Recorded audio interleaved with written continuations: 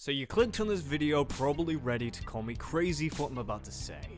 But before you do, at least let me explain why I think triggers are the most misunderstood mechanic in Vanguard. They're not just flashy power-ups to help you win or avoid losing, they're so much more than that. Let's be real, triggers are why Vanguard feels like an anime battle every time you play. A critical trigger at the perfect moment, it's like watching the protagonist land that game-changing blow.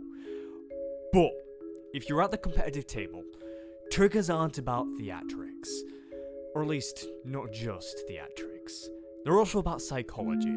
They're about creating hope, drama, tension in every single game. Now at first glance, triggers do seem straightforward. They give you power when attacking, make guarding easier, and sometimes give you the chance to turn a game around. It's what most people think their main purpose is. To help you win, to make your opponent overthink, and to stop you from losing. But in reality, they're so much deeper. So, let's break it down. Let's start by talking about why triggers are so much more than they appear. Firstly, psychology. Triggers mess with your opponent's mind. Every time your Vanguard attacks, they're sitting there wondering, what if you hit a critical? What if you hit a draw and refill your hand? The threat of a trigger forces them to overguard and burn resources they wouldn't have otherwise used. That means you're controlling the pace of the game just by having them in your deck. Second is obviously hope. Everyone has been at 5 damage with no cards in hand to guard, their opponent swings, and bam, a heal trigger. The moment of clutch survival isn't just luck, it's part of the game's design. Triggers keep hope alive, even when the odds feel stacked against you. So finally, we also have drama. You're on the edge of defeat, your last drive check flips over a crit. Game over for your opponent. Triggers turn ordinary games into unforgettable moments. Now that we've gone over the broad strokes of what makes triggers triggers, let's go a little bit deeper. Let's talk about where triggers really shine. Guarding. Sure, triggers give you shield, and that's great, but their real power lies in the threat they create.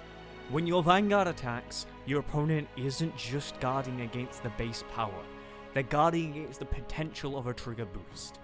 If they're at 5 damage, that threat becomes even more real. They don't want to risk a trigger ending the game, so they overguard.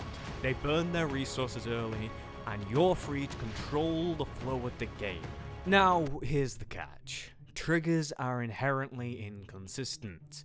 With only 16 and a 50 card deck, the odds of hitting one aren't as high as you'd like. That's why competitive players don't rely on them to secure a win.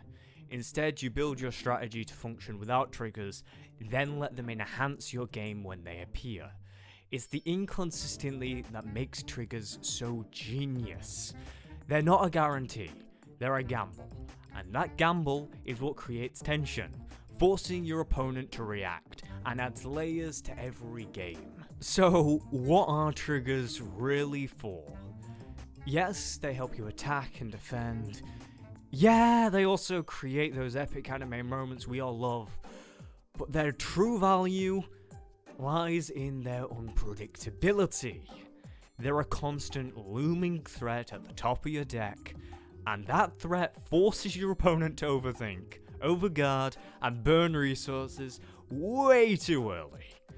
Triggers are what make Vanguard unique. They're what keep the game dynamic and exciting and full of surprise. They're the heart and soul of this game we all love so much. So, next time you flip that critical or heal at the game-winning moment, remember, triggers aren't just there to help you win, they're there to make the game as a whole better. Thanks for watching, and please do let me know your thoughts in the comments down below. Do you agree? Do you disagree? Let's talk about it. Until next time, peace, love, and goodbye.